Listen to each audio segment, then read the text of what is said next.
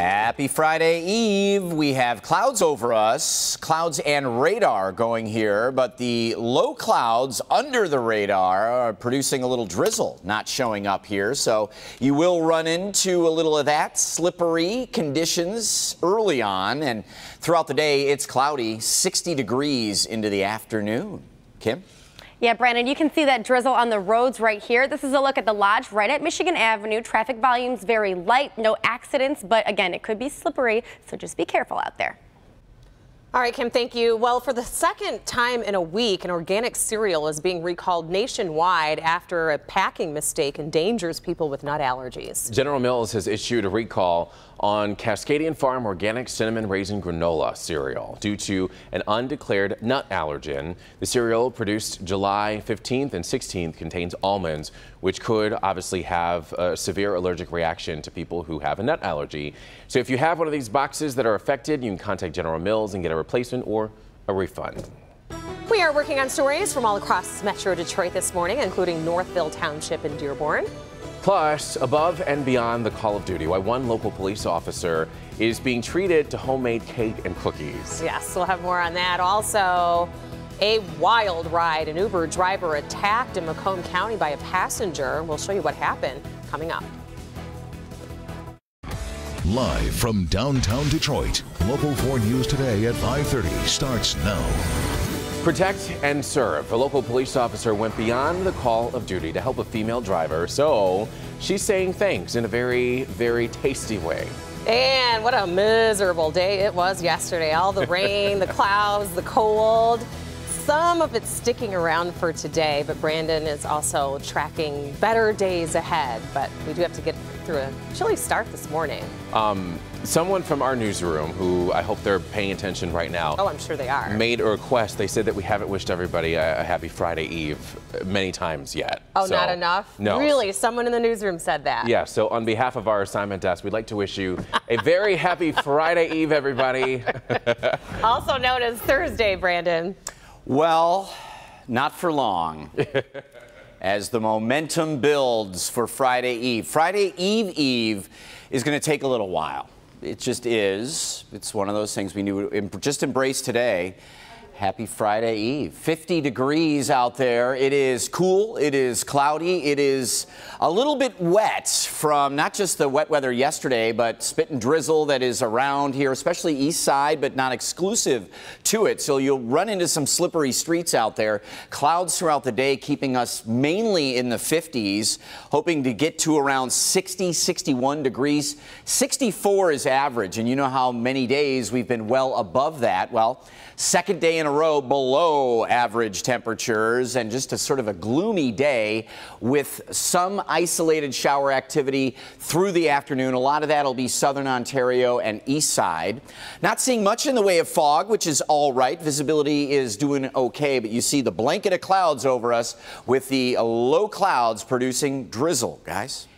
Alrighty, Brandon, thank you. Of course, one of the big stories that we're talking about is what's going on in California. Well, let's get you updated. The number of victims whose lives have been claimed in these wildfires in California has now jumped to 23 people overnight, and there are still hundreds of people missing. Fire teams are getting much needed help, but have made little, if any, progress in containing those 23 wildfires. One of the hardest hit areas is the heart of Napa Valley, known as the wine country. That's where we find Jay Gray joining us this morning live with the very latest on the death toll and if they're getting any closer to containing these fires.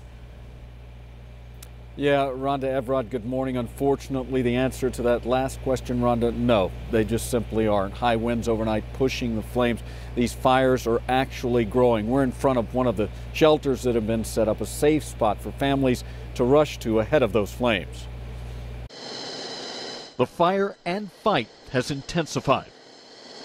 A life and death battle that continues night and day across the strike zone.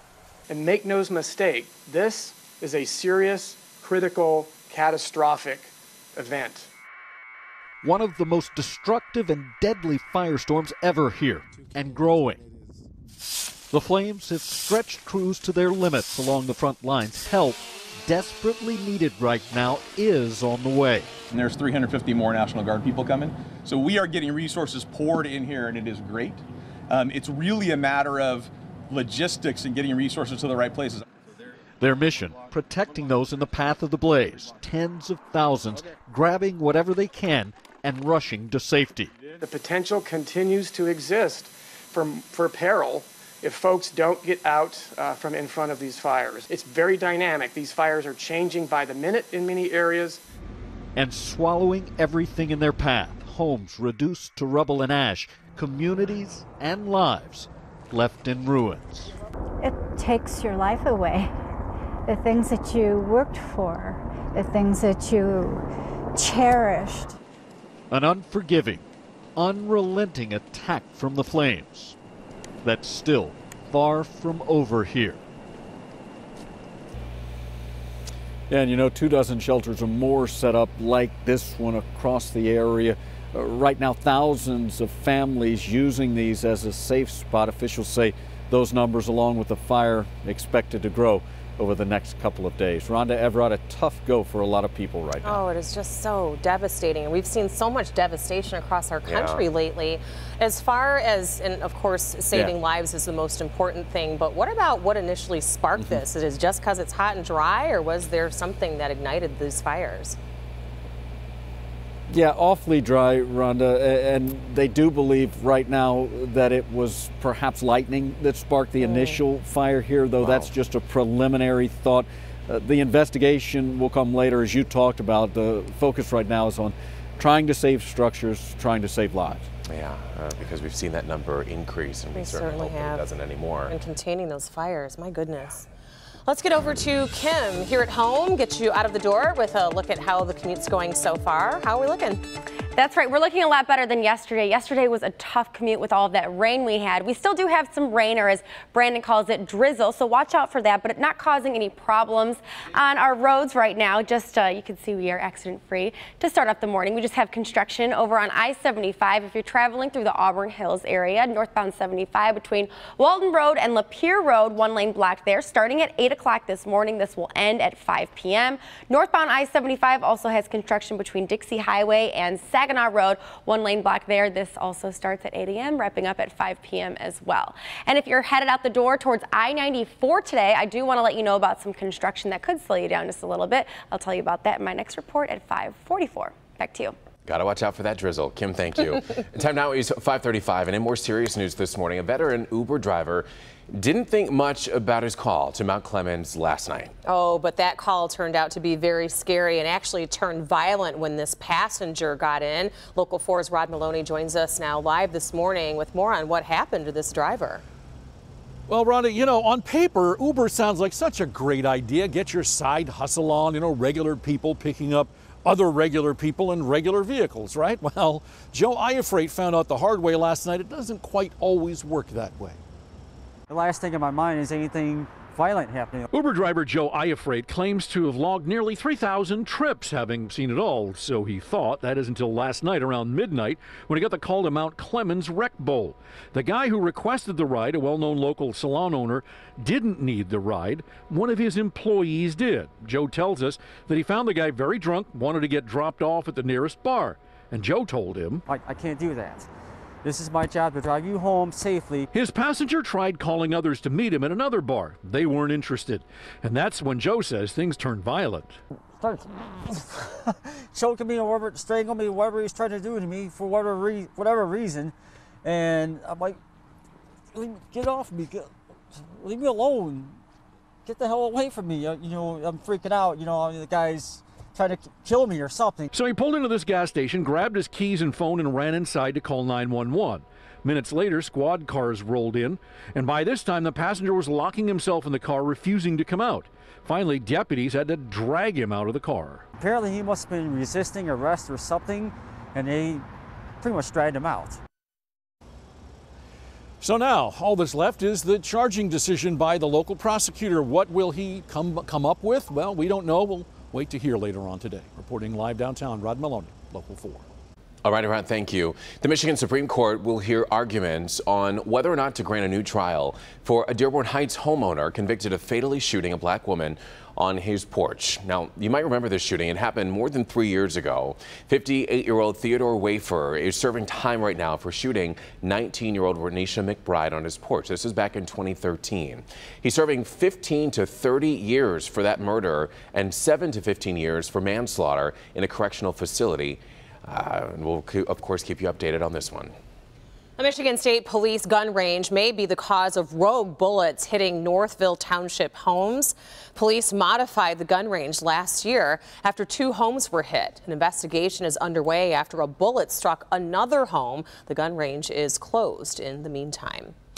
Meanwhile, the mother who went to jail for refusing to have her son vaccinated through a court order has lost primary custody of her child. Rebecca Bordeaux will now share custody with her ex-husband, who argued for their son to be vaccinated last November. Bordeaux made national headlines when she refused to have her 9-year-old vaccinated. Her attorney plans to appeal the decision. Her son received all of his immunizations from that court order on Monday.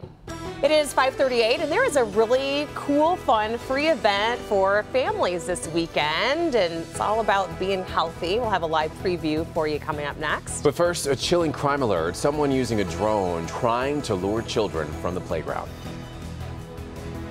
Right now.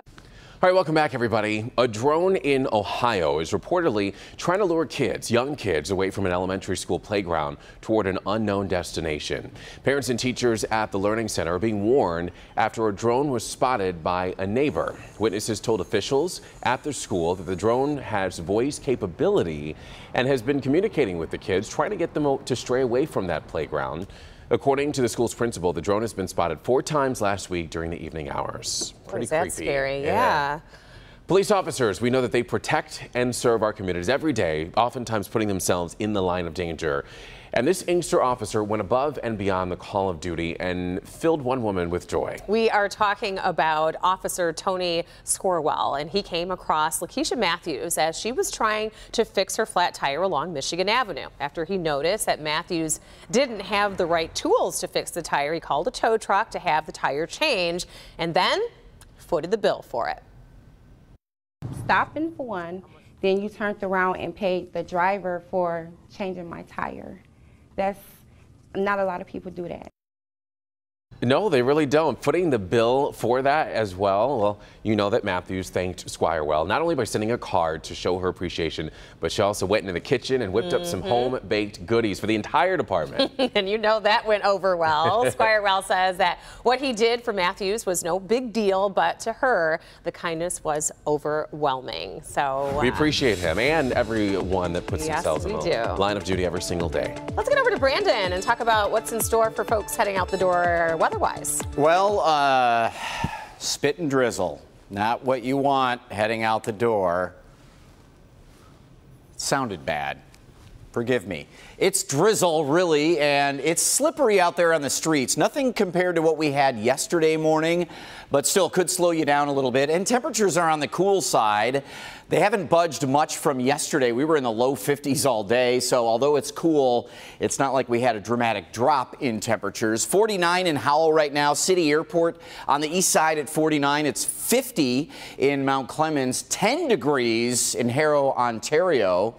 Celsius, 51 degrees Fahrenheit. Visibility is a little soupy across portions of southern Macomb County here, the east side, parts of Windsor, Essex, seeing some fog out there, in addition to the low clouds and drizzle. That'll be around with us through the morning, so plan on just a little extra time on the drive because of slower speeds.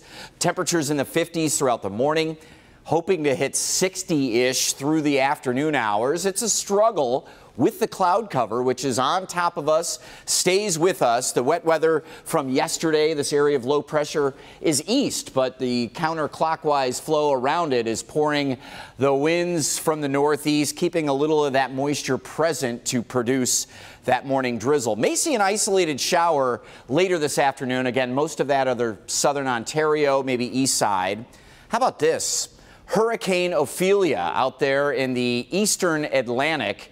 This is a Category 1 with 85-mile-an-hour winds, but it is moving northeast, so it is not projected to head our way, but an amazing hurricane season continues.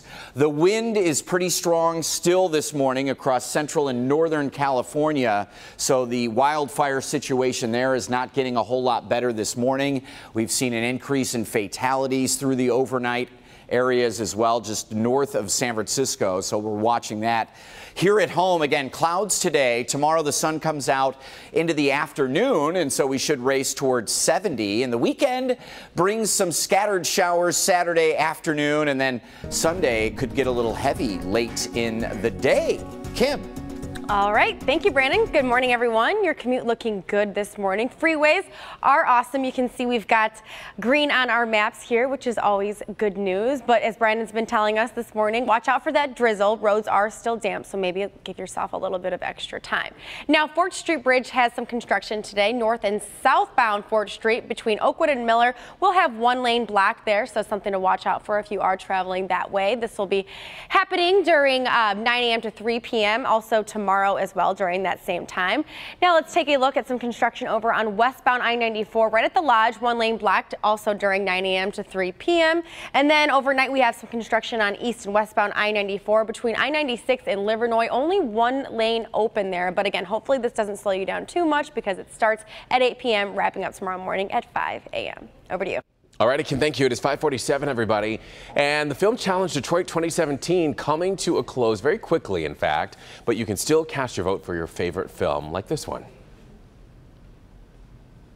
The phone line probably just disconnected from the audio. Happens all the time.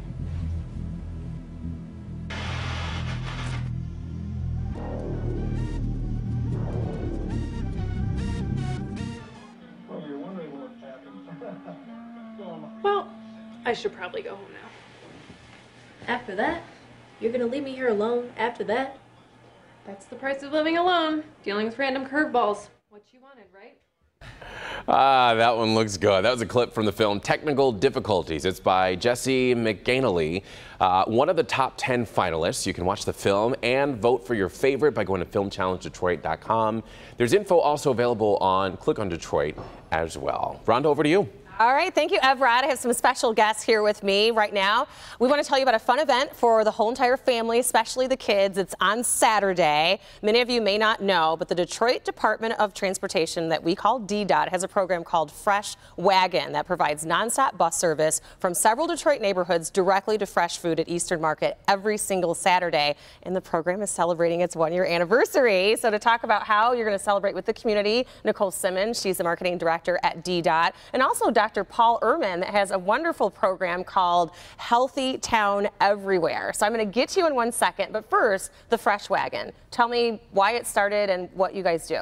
Yes, thank you, Rhonda. So we are super excited to celebrate the one-year anniversary of Fresh Wagon. And the way this service came about, we heard from Detroiters that they really wanted to be connected to fresh produce.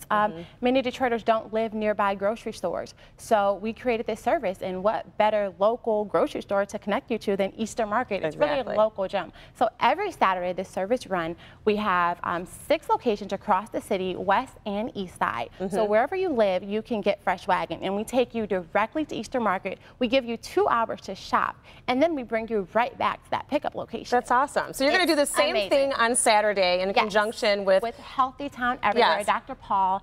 So we're celebrating the one-year anniversary in a big, big way. So Dr. Paul brought on a team of dietitians, some fitness instructors. Yeah, so talk about what you have planned. Now this is for children, especially ages 8 to 13. Correct. You want them to come out to Northwest Activities Center on Detroit's Northwest side and talk about what the day entails. Great. Well, from our end, we're bringing in health teams. So we're bringing in nutrition people, both registered dietitians and also dietetic interns, and they're going to be working together.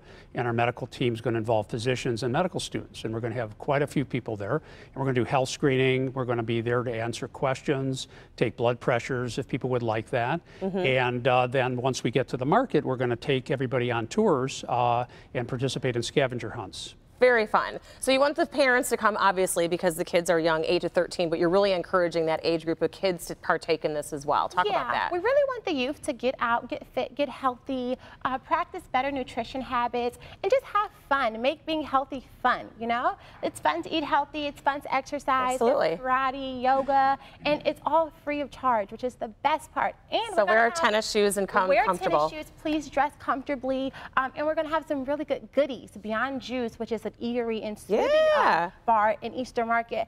They're going to be our product sponsor for the day. Okay. So we'll have some really good natural bars. You know, everyone's a vegan nowadays. They make these amazing vegan cookies we're going to have. Great.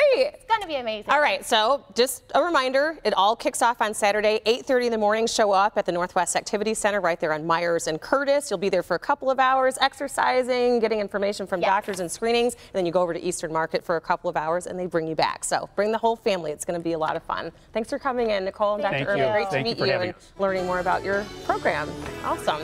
Up next, it is Thrifty Thursday, a simple and fun way to make your own Detroit-themed coasters. Kim DiGiulio has a really cool one for you this time around. We'll have that for you after the break.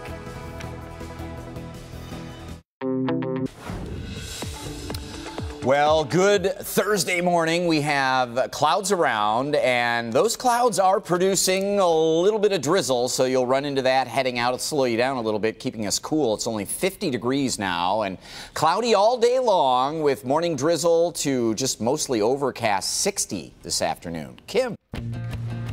All right, thank you, Brandon.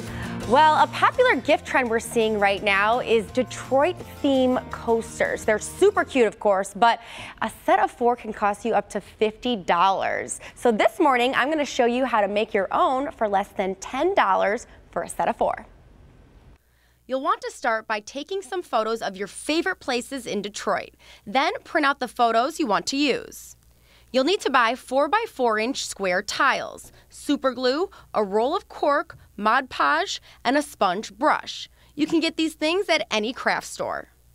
Cut the photos the exact size to fit the 4x4 tile. Paint the back of the photo with Mod Podge and place it on the tile. To secure the photo, paint the Mod Podge on the front of the photo, making sure you're making neat paint lines. You'll want to do at least 2 coats while leaving about 20 minutes of drying time in between. Once the Mod Podge dries, you can cut out a piece of the cork roll to be 4x4 inches. Apply super glue to the cork and the back of the tile. Place the tile and the cork together and let dry. Now you have your own personal coasters at a much cheaper price. Well, look at that. It's awesome. We did this as a workshop with the kids in my foundation. They did not just Detroit theme, but like motivational messages, flowers. It is an awesome craft. Yeah. And you can give them away as gifts. Good idea. That gift. Christmas. Do I get to keep those? All right, it turned out beautiful. Thank you. Thank you, Kim. Very well done. It is 5:58, everybody, or 57. And another clothing retailer is testing the market for subscription boxes. We're talking about Gap is now offering baby clothes on its website. Each outfit box contains 6 pieces of clothing, costing about $70. You have 3 weeks to decide whether to keep the items or not. New boxes will ship every 3 months. Okay, that's a genius idea. My we buy a lot of stuff from Gap, so I'm gonna have to tell my wife about that. You're gonna do that, yeah? All right, it is time for our 6 o'clock broadcast. Coming up all new at 6. Local stories for you from Detroit, Troy, and Royal Oak. Plus, a heads up for parents. Amazon wants to make it easier for teens to spend money. Uh-oh. Oh boy. and don't hate us, but take a look at this. Here we go again. What colors do you see in this photo? Now it looks different than it did this morning. It does look a little different. We'll have the answer for you coming up. Keep it here. Wait a second. Live from downtown Detroit, Local 4 News Today at 6 starts now.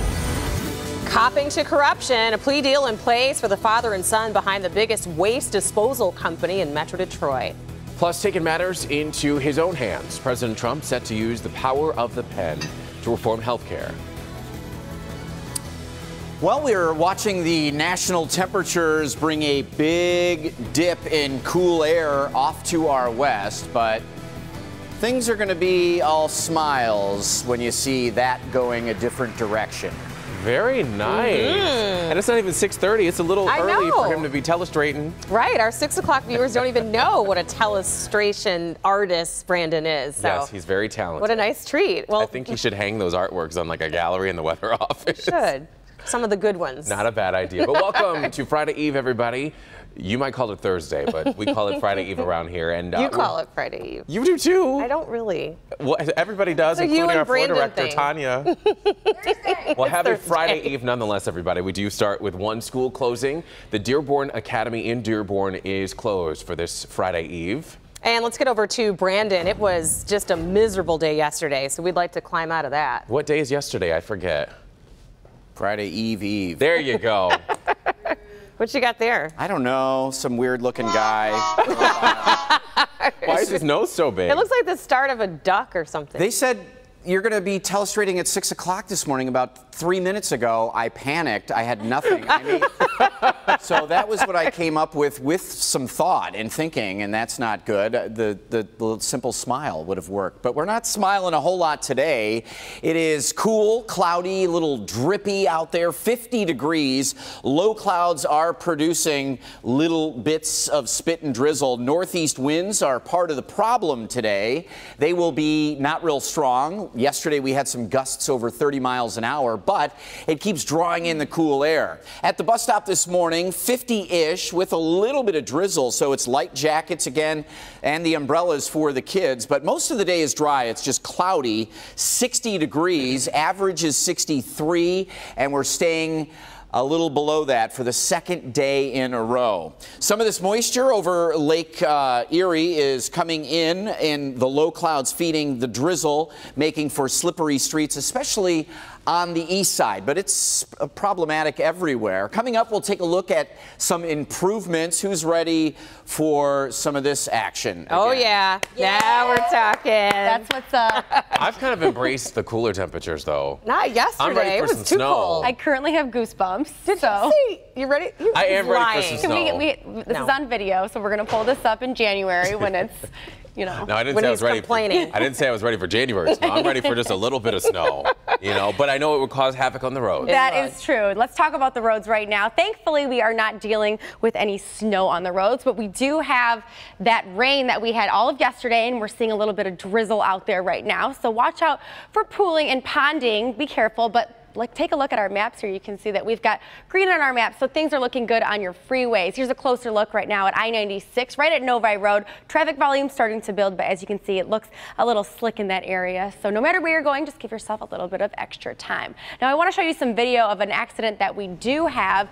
This is actually a rollover accident that is getting cleaned up right now. Now I do want to show you, you can see just how bad this is. This is right at John R. and Longwood here, and this is where a driver was actually ejected from its vehicle. Now again, if you are traveling near Longwood and John R., be careful, but police are there on the scene directing traffic around this accident. Back to you.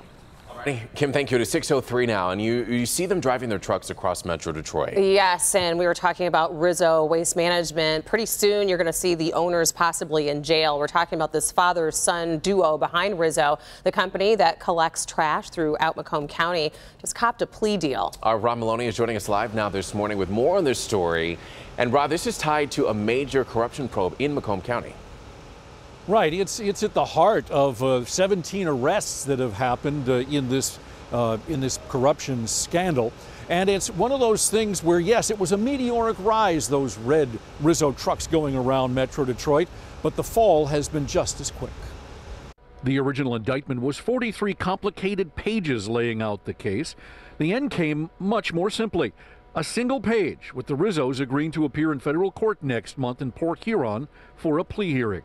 Chuck Rizzo, the son, started out helping the feds in their attempts to ferret out the widespread corruption they found in Macomb County. He wore a wire and helped expose the payoffs of government officials in order to gain trash hauling contracts. In all, 17 arrests resulted. Somewhere along the line, though, Rizzo decided to stop helping the investigation, which led the feds to point much of their investigation toward him and his father. When the indictment came out, it was Dean Reynolds, a Clinton Township trustee closest to the Rizzos.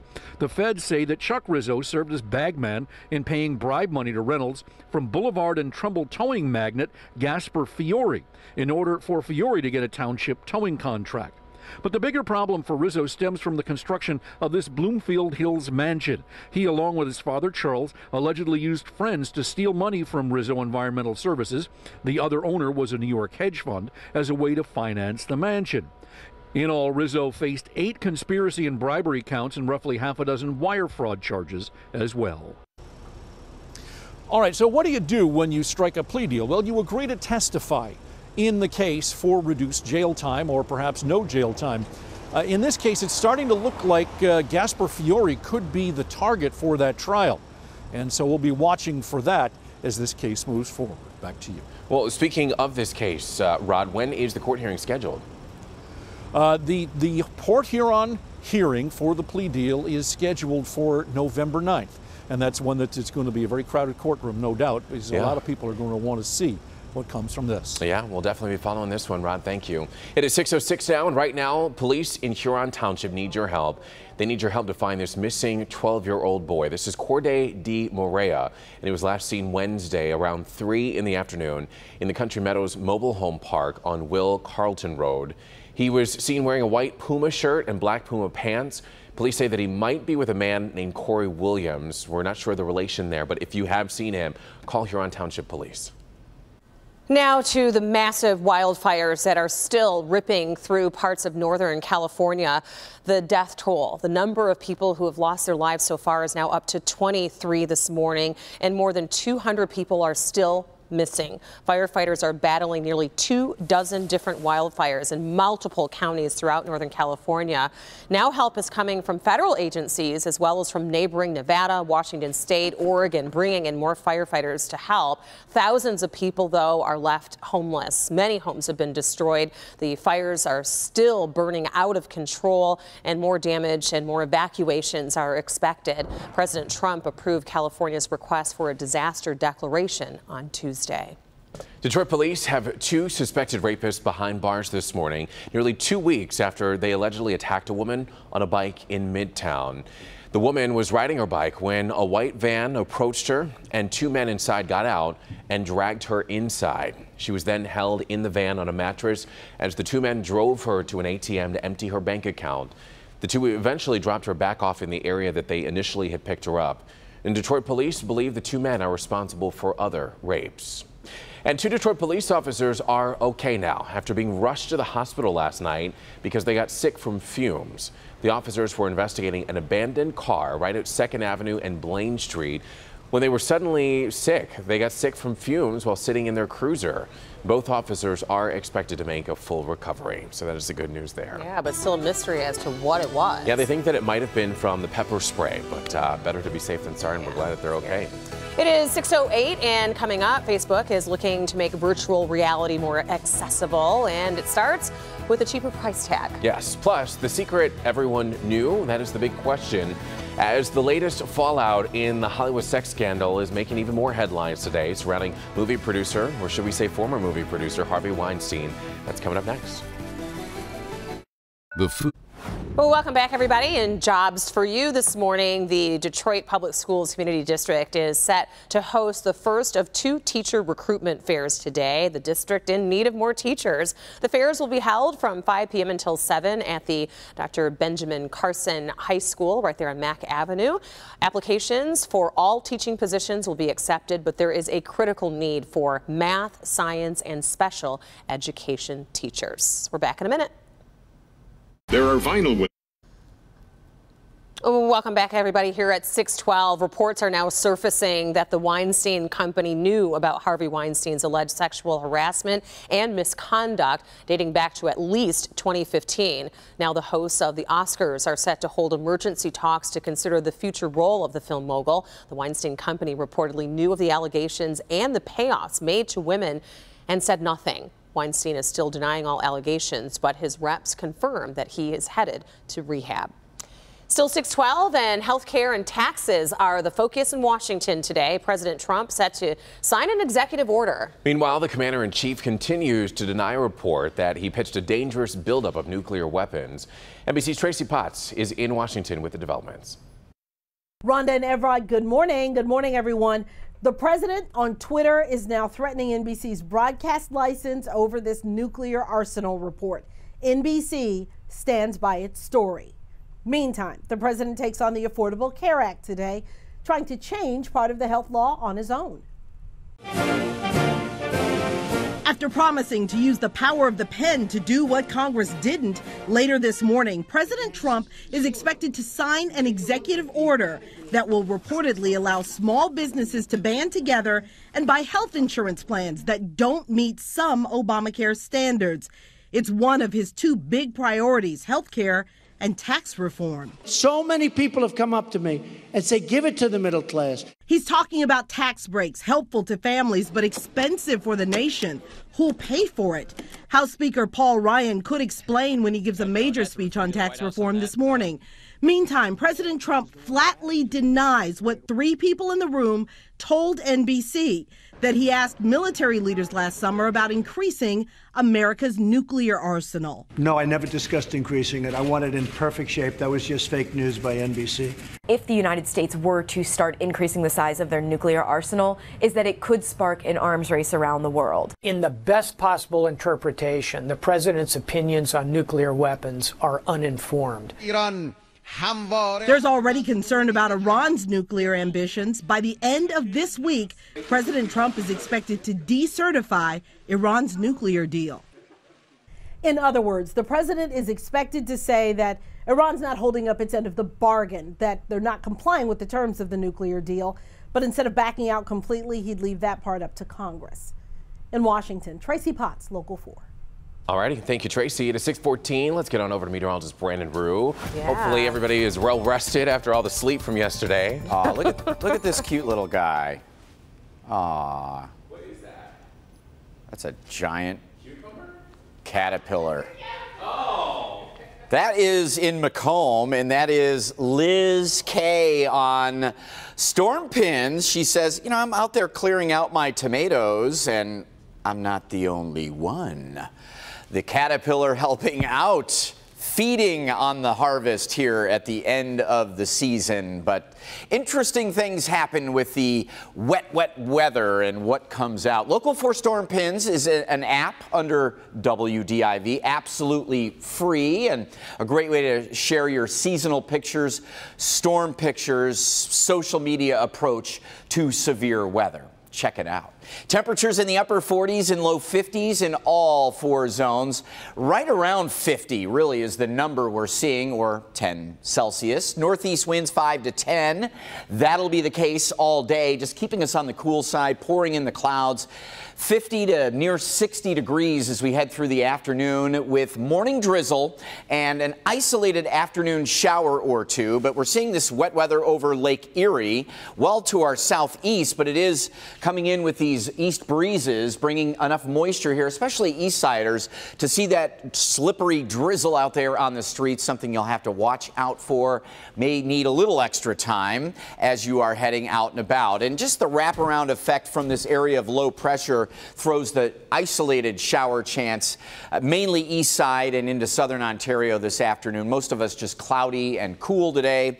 The winds are still cranking on the west coast, and that's not good news for these fires that are intensifying here and there north of San Francisco in the Sonoma area, Santa Rosa areas that have now seen almost 24 fatalities from the wildfires. And believe it or not, out in the Atlantic, we have yet another hurricane. That is, for you Howard Stern fans, Ophelia, the name of that one, but not projected to do any damage to land anywhere, really. So tomorrow we enjoy 70-ish with afternoon sun finally busting out.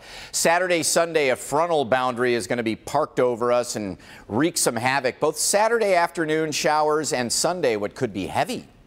Kim is standing by after she gets a look at our beautiful Hanson's weather window. It's always beautiful when you look downtown, you look up, the low clouds are creating that interesting fog and drizzle, which makes that Rensen picture, our Hanson's weather window, a good one, Kim. A little soupy out there.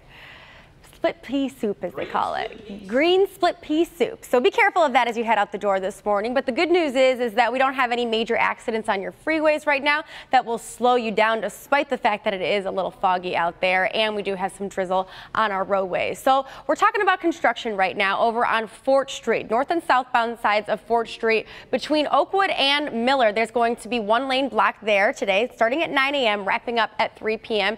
Keep this in mind for tomorrow as well during that same time.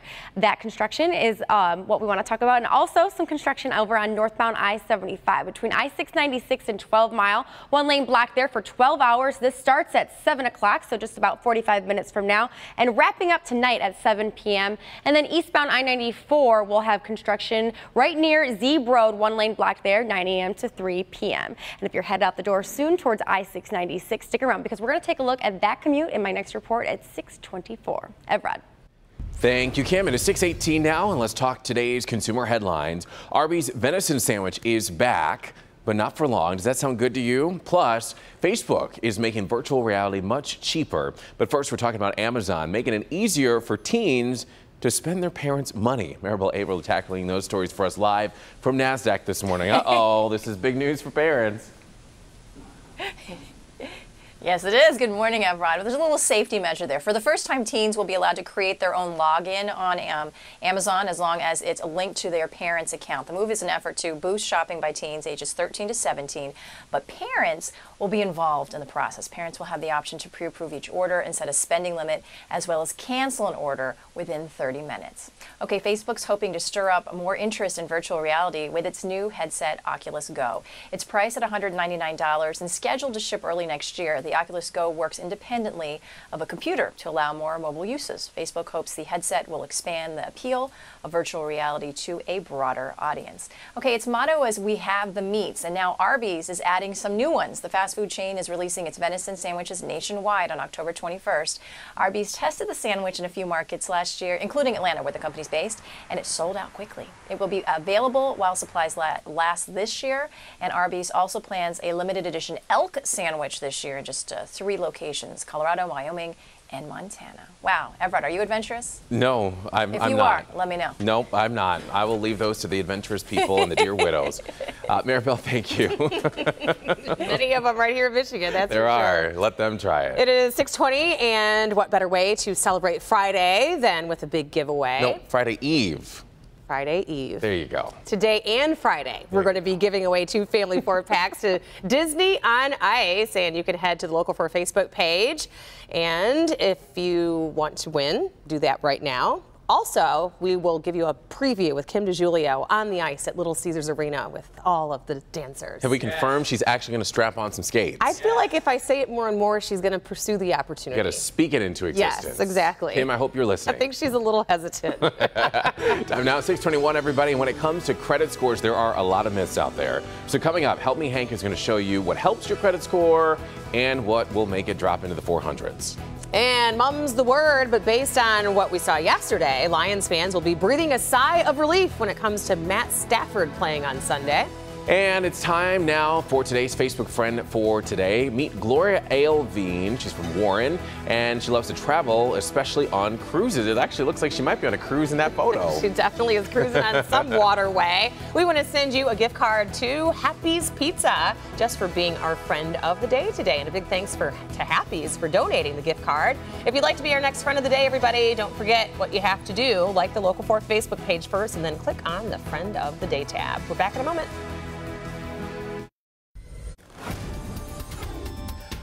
Well, your drive may be slowed a little bit from a little drizzle out there. Notice that the satellite radar is only picking up the clouds, but low clouds are producing that drizzle through the morning here, and 50s most of the day. Cloudy skies through the afternoon, around 60 degrees. Kim? All right, well, if you're headed through the Royal Oak area this morning, here's a look at your commute on I-696. This is right at Woodward here. Traffic volume's really starting to build, and we do have some drizzle on our roadways, so watch out for that, but still accident-free on your freeways this morning. Well, is Cleveland choke city? The Cleveland Indians will not be returning to the World Series. The New York Yankees completed a huge comeback last night. They'll face Justin Verlander and the Houston Astros in the ALCS. Indians had a 2-0 lead in that series and blew it. They also had a 3-1 series lead on the Cubs last year in the World Series, blew that. Amazing for the city of Cleveland. How about for us Cubs fans? A tough one last night. It's win or go home for the Cubs and Nationals now. Game 4 was last night. It was delayed on Tuesday night because of rain, but they played last night at Wrigley, and boy, Steven Strasburg manhandled the Cubs. 12 strikeouts and 0 runs, while a late grand slam from the Washington Nationals, 5-zip. So they play tonight at 8:08 in D.C. The winner moves on to face L.A., guys. Oh, we have one more. The Lions were there were speculations about the status of Matt Stafford, his hamstring, his ankle, but since he was seen hobbling during last Sunday's game, there has been very little information. He did take part in the entire team practice Wednesday, and when asked if he could play this week, he said Coach Caldwell handles those decisions, but he's feeling okay, and again, a full participant, guys, in practice. Alrighty. He's tough. He's resilient. It is 6:27, and next at 6:30, local stories for you from Pontiac, Mount Clemens, and Ferndale. And this one will make you angry. Not once, twice, but we're talking 5 times what this local woman is accused of doing behind the wheel. Oh boy. But first, a fall treat for the animals at the Detroit Zoo. That's coming up next. It's today's top video. Sleep. Welcome back, everybody. It's time for today's top video. Animals at the Detroit Zoo enjoying some holiday festivities, I guess you could say. Yeah, a little early Halloween there. The staff gives the zoo residents pumpkins, gourds, corn stalks, and other autumn harvest goodies to play with and to smash. And you can watch the full video on the Local 4 Facebook page. But Detroit Zoo, a great place to go check out for fall. And as you can see, all the animals are partaking and enjoying it. Our producer says it was an anteater or an aardvark. There it is again. Yeah, you see the big snoz. We're back in a minute. Live from downtown Detroit, Local 4 News Today at 6:30 starts now. Well, good morning. Happy Thursday. Wow, Friday Eve. That's what I meant. You said Thursday. Crazy. Happy Friday Eve, everybody. We've got a lot of big stories to get to, including 2 big ones this half hour. An Uber attack, a driver choked by a passenger while his foot was still on the gas. And today that passenger is expected in court. Plus, the deadly inferno in Northern California, those wildfires showing no signs of letting up. More evacuations, forcing more and more families to flee their homes and businesses and leave everything behind in a hurry. We're live from the hardest hit area, the California wine country in Napa this morning. But first, we do want to help you get out the door. Brandon's got your Friday Eve forecast to go. Straight up, flat out, 50 degrees around the area. We're seeing it everywhere. 49 in Pontiac, 50 at Metro Airport, Ann Arbor at 50, Howell at 49, and we're right around 50 degrees over the next couple of hours. There is some drizzle out there, low clouds producing that spit and drizzle through the morning drive, just making things a little slippery. Staying a little gloomy today with the clouds and near 60 degrees around. 1 to 2 inches of rain around here yesterday. None out west, guys, which, boy, they could really use. They certainly could. Emergency efforts even continuing around the clock over there. Northern California is the area that you're looking at, Napa, California, in fact. Emergency crews are working to stop more than a dozen deadly wildfires from spreading. Yes, and now we know that 23 people have lost their lives in these fires, but the concern is for the hundreds others that are missing. No one knows if they're okay or not. Let's get out to Jay Gray. He has been in Napa for the last few days covering this for us. The entire area just seems to be scorched. Help us understand how vast this is. Yeah, Rhonda, Everett, overwhelming. It seems like everywhere you look at this point, there are neighborhoods filled with only rubble and ash. The fire's growing overnight. Unfortunately, here we're in front of one of several evacuation centers set up across the strike zone right now, a place for families to rush to ahead of those flames.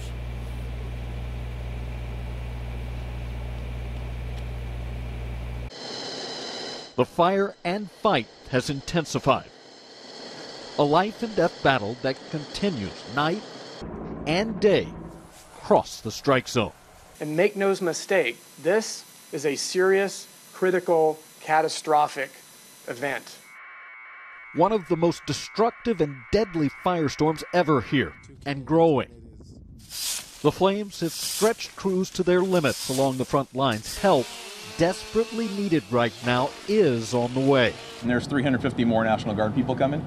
So we are getting resources poured in here, and it is great. It's really a matter of logistics and getting resources to the right places. Their mission, protecting those in the path of the blaze. Tens of thousands grabbing whatever they can and rushing to safety.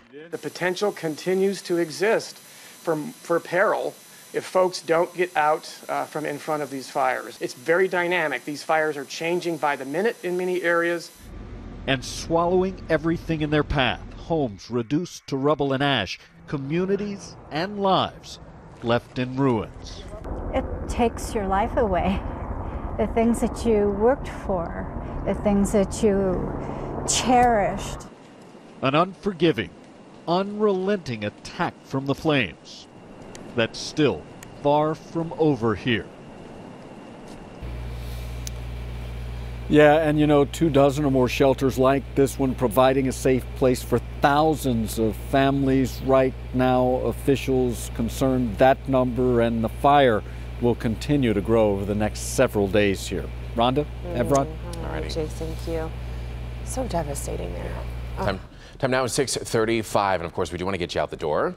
Yes, let's get over to Kim. It was a horrible commute yesterday, so hopefully it's better today. Oh, absolutely. A lot better than we had yesterday, as we had so many closures, or not closures, accidents that we had to worry because of that rain coming down. So take a look at our maps right now. You can see that we're not dealing with any of that today. Green on our maps is always good news, means we're not dealing with any accidents right now, but we are dealing with some construction that could slow you down if you are traveling a little bit later today over on I-696. East and westbound lanes between Groesbeck and Gratiot, 2 lanes blocked there starting at 9 o'clock. This will end at 3 p.m. And then westbound I-696, if you do travel during the overnight hours, you may need to worry about these closures between Southfield Freeway to Evergreen. Expect 15-minute closures. This is starting at 9 p.m. and these closures will be ending at 5 a.m. So again, if you do travel during the overnight hours on westbound I-696, keep that one in mind. Back to you. All right, Kim, thank you. Attacked while behind the wheel. We're talking about this Uber driver that was put in a chokehold by a passenger while driving. Rob Maloney joins us now live with more on what happened in this vehicle, this Uber driver, and what's expected to happen today in court, Rod. Yeah, good morning. You know, Rhonda, it's one of those things where Uber talks about, they advertise putting on your side hustle. You know, regular people take your regular car, go pick up other regular people. And while on paper that sounds like a great idea, in reality sometimes it's not so safe. The last thing in my mind is anything violent happening. Uber driver Joe Iafrate claims to have logged nearly 3,000 trips, having seen it all, so he thought. That is until last night around midnight when he got the call to Mount Clemens Rec Bowl. The guy who requested the ride, a well-known local salon owner, didn't need the ride. One of his employees did. Joe tells us that he found the guy very drunk, wanted to get dropped off at the nearest bar. And Joe told him, I can't do that. This is my job to drive you home safely. His passenger tried calling others to meet him at another bar. They weren't interested. And that's when Joe says things turned violent. Starts choking me or whatever, strangling me, whatever he's trying to do to me for whatever reason. And I'm like, get off me, leave me alone. Get the hell away from me. You know, I'm freaking out. You know, the guy's trying to kill me or something. So he pulled into this gas station, grabbed his keys and phone, and ran inside to call 911. Minutes later, squad cars rolled in, and by this time the passenger was locking himself in the car, refusing to come out. Finally, deputies had to drag him out of the car. Apparently he must have been resisting arrest or something, and they pretty much dragged him out. And of course, the way these things tend to go, there's the prosecutor that needs to now look at whatever charges, possible charges that might be coming in the case. While the guy is sitting in jail, we'll find out later today what's to become of this. Reporting live, Rod Maloney, Local 4. All right. Thank you, Rod. We are following other stories for you from all across the Metro Detroit area this morning. Yes, stories from Troy and Mount Clemens, but we'll start in Pontiac. That's where a hearing this morning will continue for a mother who's refused to vaccinate her child. Her name is Lori Matheson, and she says that she has many reasons, including autoimmune disorders in her family and religious beliefs. The father's attorney says the vaccines are recommended by a doctor and cleared by the church. The child's father is expected to testify in court today. And on Wednesday, the mother who went to jail for nearly a week for refusing to have her son vaccinated has lost primary custody. Rebecca Brito will now share joint custody with her ex-husband. Brito made national headlines when she refused to comply with an order to have her son vaccinated. Her attorney plans to appeal the decision, but as for her son, he did receive all of his immunizations on Monday. Over in Mount Clemens, union workers were picketing right outside of the office of the Macomb County Clerk, Karen Sprenger, on Wednesday. They claim that she's created a hostile working environment since taking office and won't allow a supervisor to return to his position after an administrative leave. The demonstrations come as Sprenger is in the middle of a legal battle with Macomb County. And over in Troy, pulled over a woman suspected of driving under the influence, only to discover that it would be her 5th DUI. 69-year-old Margaret Sarzinski, she was stopped last Monday for swerving from the road to the lawn. She took a breathalyzer test and her blood alcohol level was almost twice the legal limit, 0.14. She will appear back in court on October 17th. Very troubling. At a certain age, I would hope that you would know the dangers of driving under the Apparently, it's a influence. lifestyle for her. Time now, 6:39, and still ahead. A local cop's kind gesture actually ends up benefiting the whole department. It sure did. How he went beyond the call of duty and what someone did in return. Plus, a Help Me Hank Consumer Report. We have answers to your credit score questions. Hank? Your credit score and your credit history, it's more important now than ever before to know exactly what's going on with your credit. After the break, the experts are going to show you what you should be doing right now. It's in my Help Me Hank. Sky 4 Traffic. Welcome back, everybody. Maxed out credit cards, low salary, multiple credit checks. Only one of those will truly hurt your credit score. Well, make your guess now because our consumer investigator Hank Winchester has the answer. Protecting your credit and working to raise your credit score, the experts say it is key, and they're showing you what you should be doing. Debt delinquency, not paying bills. Excessive spending, not being rational with your money. Some people have low income and they haven't balanced their budgets. Your income, even if it's low, does not hurt your credit score. Experts say it's more about how you use your money, not how much you make. When you're in the market for a new car or maybe a home, your credit score will take a hit when it is checked by a lender. But you don't need to worry because multiple credit checks for the same type of loan within a short time frame are counted as just one inquiry. Having late or missed payments on your bills also does not affect your credit score. Businesses do not send your payment information to the credit bureaus. But if your account is past due and then sent to a collection agency, you will take a hit on your credit. What if you get married and your spouse has a low score? Don't stress, it does not affect you individually. But if you try to apply for a loan or a credit card together, expect a higher rate. You can check your credit report as many times as you want, and you should, and it will not affect your credit score. But make sure you do it through a reputable website like annualcreditreport.com. We have a link to this website and also more credit tips from the experts. Everything you need to know will be right on the Help Me Hank page at clickondetroit.com. I'm Hank Winchester. Help Me Hank. Back to you. Great information. Thank you, Hank. It's important to check your credit score just to make sure everything's legit and make sure that there's nothing that you don't know about that's on there. Exactly. You definitely want to know that. Let's get over to Brandon and Kim. You want to know what they have to say this morning as well before you head out the door. You always want to know what we have to say. Yep, near 800. Your credit score? Yep. That's good. Yours? I'm not telling. Slash, I need to check it. I used to have terrible credit, man. Through college, I didn't know how to really manage my money and stuff, and my wife single-handedly saved me. And look where it's gotten me. Hi, good morning, good Thursday to you. Checking out your sunrise and sunset times. 7:43 this morning, the sun comes up. We are probably not going to see an ounce of the sun today. 6:56 p.m. the sun will go down. 50 degrees now. It's cloudy. It's slippery. We have northeast winds that are bringing in cooler air, and you can kind of see the little drizzle spritzes here on the lens from Windsor looking across to downtown.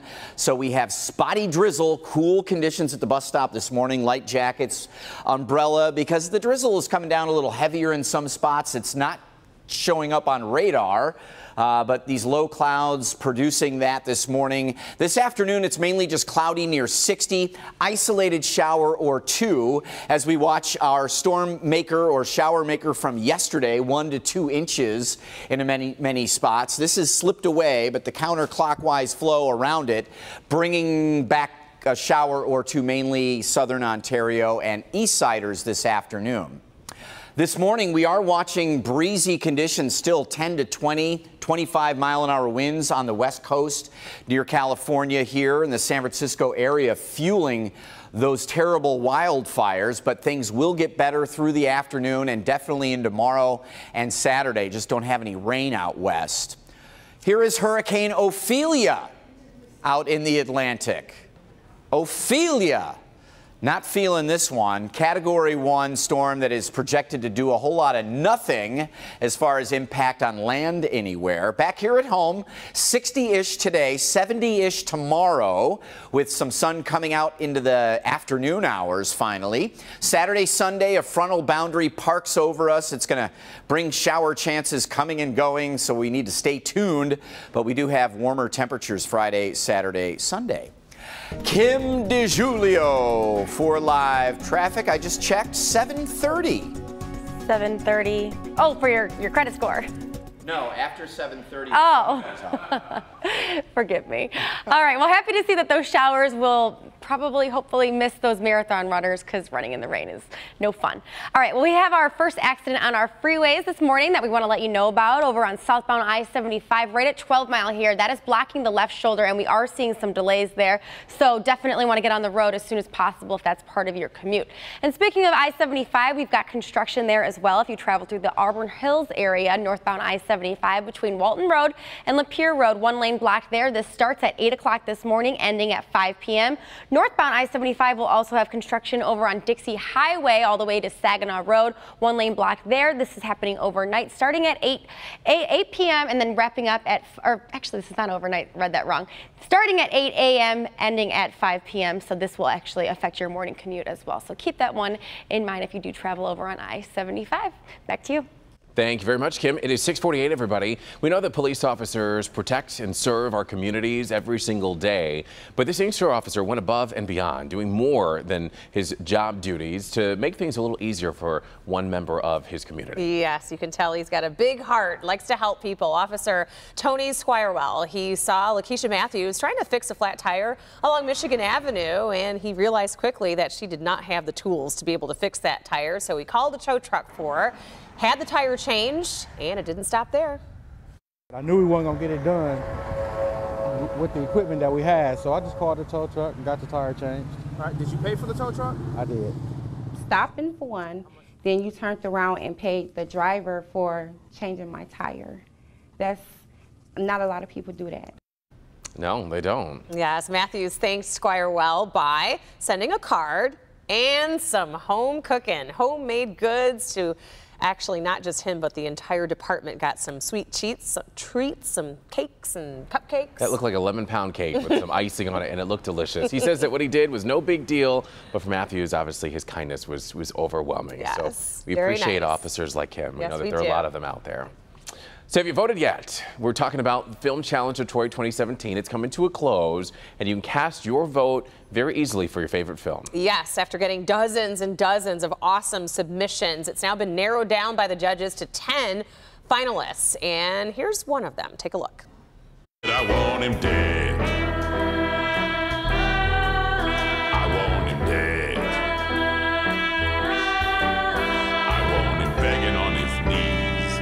Now tell me, won't you please make that greasy Goomba bleed?